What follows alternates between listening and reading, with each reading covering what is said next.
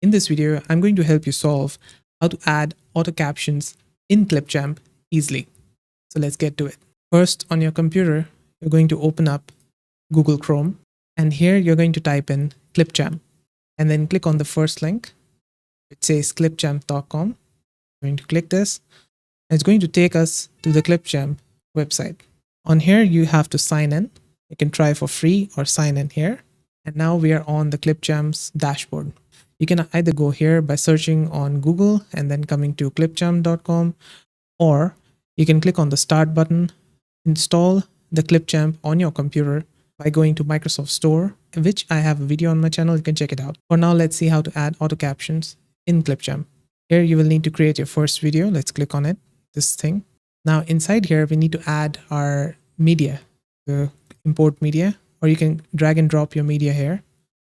So I have a video which I took long ago. I'm going to go here in the video section and hit bow. This video, I'm going to import it. Either click and drag it here or just double click here.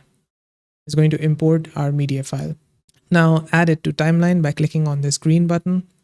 It's going to add it to the timeline, drag the timeline like this. Now over on the left hand side, you're going to find all these buttons. Click on the first one which says captions. It's going to open a pop-up and it's going to say transcribe with AI for auto captions and more. So we're going to click on transcribe media. Select which language is used throughout your project. You can click this drop down and select your language. There's going to be a lot of languages available, but we're just going to keep it as it is. And filter profanity and offensive language. If you have it in your video, you can click it. Let's just transcribe media here.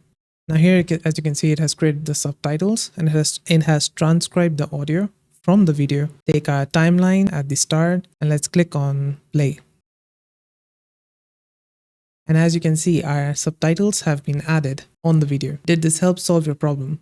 Let me know with a like and comment.